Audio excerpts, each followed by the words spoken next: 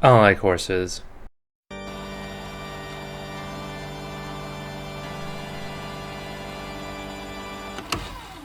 Okay, fine, I'll elaborate.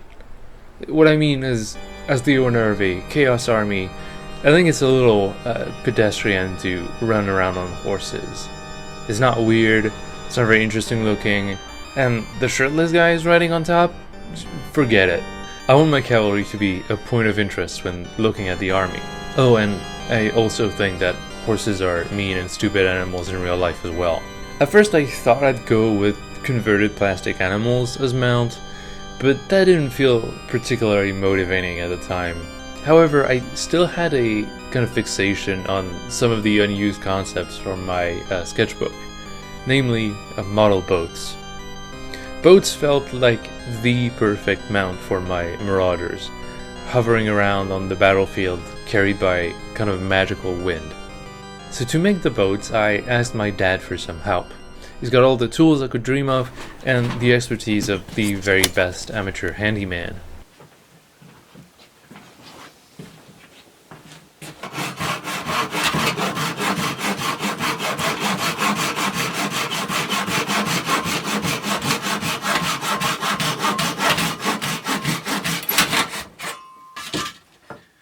Hop, on va en faire deux, trois pareils comme ça, puis un peu en forme en bateau.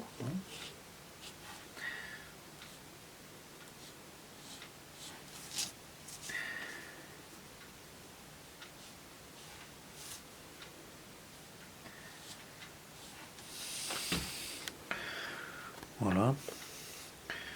Ensuite, on va faire une découpe à la scie comme ça, et on va raser avec on va ensuite limer. Ça va.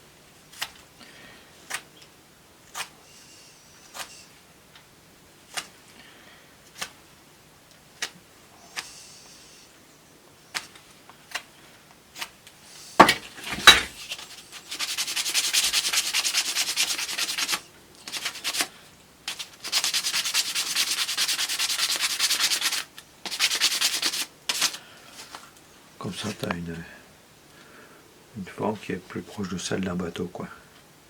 Nickel. Nickel. Ouais. And that's kind of it for the carpentry part of this episode. I refined the boats myself with carving knives and dug out the inside with a Dremel. The next step was to drill a hole in the boat that the mast and the pin connecting it to the base would slot into. You'll see I go back to change the mast later, but I was happy with the connecting pin, so that's not changing. Now that we've got the shell, it's time to add some proper detailing. With a metal sculpting tool, I scribed in some wood grain along the side of my piece of wood. The core part of the sketch design was the bird figurehead. So I glued a simple armature to the prow of the boat and started sculpting.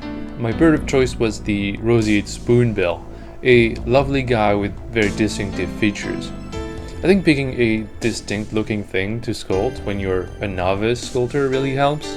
You don't necessarily need immaculate control, but focusing on specific, iconic parts of your reference is a good exercise in defining shapes and silhouettes. Here you can see the changes I made to the mast. It was way too far back and too thin, so I replaced it with one made of plastic. While I sculpt this wonderful animal, let me talk a little more in depth about this army project. In the last video I didn't really feature many of the people who make up this band, just Akold, which came with a pre-established story, and the little sculptor guy. I want this project to feature a ragtag group of actual people. My grand vision is one of an oniric procession, making its way through the night, playing music, summoning strange magic, and helping those they come across. Like with all the previous projects on this channel that root themselves into the world of Warhammer, I want to lean away from the evil McBad guy version of Chaos. After playing Dread Delusions, which is a 10 out of 10 game, go play it, I love the idea of a god being profoundly weird. Sometimes helpful, but greedy, enough of a bastard that you 100% understand why people would want to get rid of them, but also useful enough that some would go along with whatever the sacrifice they asked for. That bit of folk horror vibe was interesting and inspired a ton of kit bashes that you'll see in a future video, but I wanted to go kind of a step further. Many of the old gods and beliefs of Europe just sort of got rolled into Christianity as saints and other legendary figures. And so in my weird hammer setting, the Chaos Gods are a quatuor of saints in the Sigmarite religion. Saint Korn, patron of butchers, surgeons, and athletes. Saint Nurgle, patron of gardeners, gravekeepers, and ragpickers. Saint Slanesh, patron of lovers and those who are shunned by their own. And Saint Zinch, patron of wanderers, magicians, and fishermen. The Chaos Gods are shaped by the collective unconscious, and since my version of the world is way less grim and dark, the emanations of everyday people's belief would be way chiller as well. The strange folk that walk in these nocturnal processions are accompanied by manifestations of dreams and legends made of air, water, and stars. They'll help you on the road, and then vanish without a trace. Hell, maybe you can't even find the road they took you down anymore. Is this still Warhammer? Maybe, maybe not. At the end of the day, they're still gonna punch goblins. The sails were much easier to make than I expected when starting this project. I cut them out of a sparkling water can and gave them a really rough sanding so the primer would stick better. I just used super glue, putty, and wire to stick them in place. The way it's attached to the mast isn't very realistic, but I had to make some compromises at this scale. Now let's actually add some chaos magic to this thing. I want to add clouds to the side of the boat, as if it was coming out of them, or leaving a magic trail of some kind. I started with the same method I used in the previous video, with some green stuff coiled over an armature. The difference is I went for straight milliput for most of the clouds. Water dissolves milliput, which sucks when you're trying to make precise details, but is great when you want to make organic shapes that kind of melt into one another. To get the best possible effect, I stretched the putty along the axis of movement of the boat, that way it would sell the dynamism of the effect a little better. But let's not forget the rider, or the pilot here. His body comes from the Frostgrave Crewmates kit. The only downside to these kits is they come on pre-molded pancake bases, which is not going to work for this project. I gave the Mini a right arm with a long pike from a Perry kit. For the head I wanted to make something like properly zinchy and weird, so I made a little pyramid from milliput and carved it into kind of a crystalline shape. They were inspired by these guys from the Kill 6 Beyond Demon comic book. The head got glued on, and since I really didn't care to give him a left arm, I green stuffed a cloak onto that part of the body, put a neat little collar on him, then moved on to a simple pauldron. And there he was, proudly leading the flotilla, ready for paint. Alright, before we go on, a little message. This video has been sponsored by, well, me. In April, a bunch of creative people, including me, got together to make a zine in more or less one weekend. Conjured Craft, Miscast, Nubmark, Stuff by Ames, Paige Conley, Lo-Fi Workshop, 3BGB Games, and more participated in this little zine jam. We made RPG supplements, tutorials, comics, and a bunch of other stuff. I personally worked on a game. That's right, a whole game. 40 pages, loaded with art. Didn't get much sleep that weekend, but hey. Seasons is a solo diorama building game. Every 3 months you're gonna roll a d6, follow the result, and add what you got to your diorama. You do that 5 times and you've got a finished piece. Here my starting location was Plaza, and I got the Construction, event. While I start building, let me tell you a little more about the game itself. The idea was born about a year ago after playing solo journaling RPGs.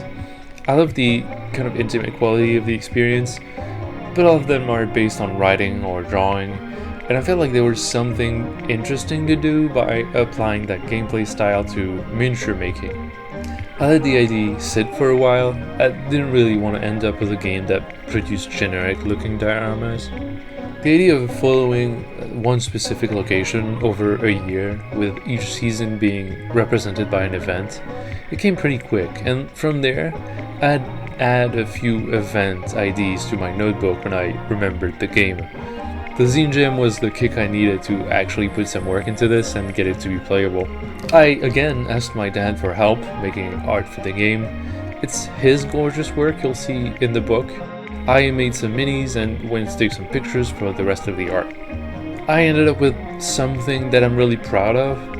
It's kind of weird, it's kind of sad, it's slow, it's meant to be contemplative, and I hope you'll find some value in it. The game's available in a bundle with all of the other zines made by my friends for $5 until August. And if the bundle's over, you can pick up the game by itself for $4 at my itch.io. The links will be down in the description. Like you're used to by now, I'm only going to talk about the painting stuff that I think is interesting. So let's start with how I painted the boat.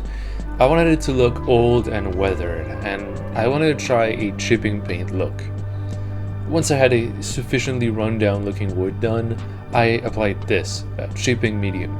I'd never used it before, so I was a little worried it wouldn't work through brush application. Once it had dried, I painted a patchy coat of white all over, and after that coat was set, I applied water and used the butt of my brush to remove the chips. Really, there was no reason to worry. I think it ended up looking real cool. The white looks a little stark, but it'll get toned down by the oil wash I applied later. I thought the sails could really use some interest point, especially on the side without the pilot, so I opted to add a design to that side.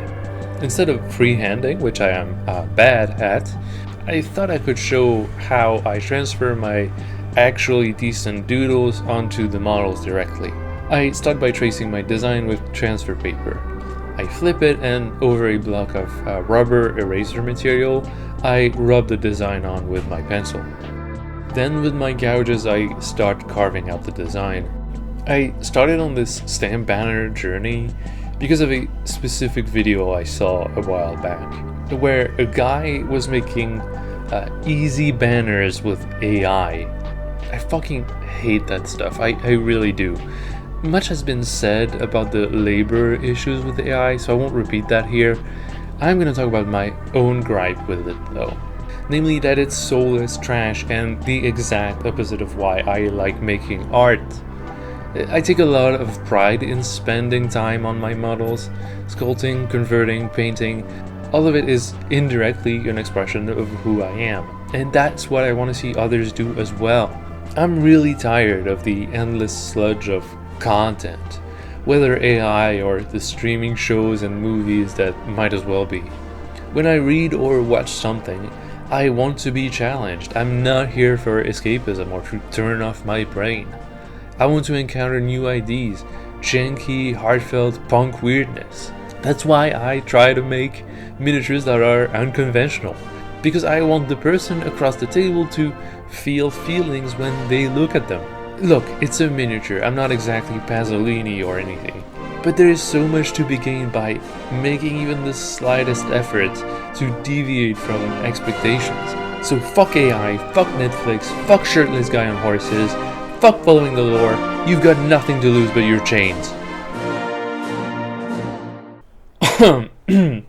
Anyway, this is a smaller version of the design that I made specifically for the sale. I dip it in blue paint and press the stamp on. And now with a brush I fix up anything I don't like. And we've got a really cool lino cut design on the sale. Well, now you know how I made this guy. I had to juggle a busy schedule to make this one, so I didn't build a full squad. I'll do a group shot when they're all done. I swear you'll see them in a future video. I really like this little guy, so you know he might tag along with me to SMC. It won't win best painted, but I think it'll be like a cool conversation piece. I'm really proud of the rubber stamp banner method. I think it's a blast to do, and it's super good if you've got a specific motive that you want to reuse across a whole army. I quickly want to thank everybody for the support on the release of the Sunflower Night. It sold out in less than 24 hours, which made me super happy. I actually cried a little when I saw pictures of the cast that people had painted. There will be more made in the future. I'm working on a solution as we speak. In the meantime, if you would like to support the channel and get a bunch of cool stuff in exchange, you can go pick up the Art Goblin Zine Jam bundle with my game in it. I don't really love the idea of setting up a Patreon right now, as I wouldn't have a lot to give in exchange for support. I feel much more comfortable selling cool stuff that I worked on and I'm proud of releasing. So pick up a copy in the description if you feel like it. Thank you everybody for watching. I'll see you in the next one, where I rank my YouTube colleagues on this tier list.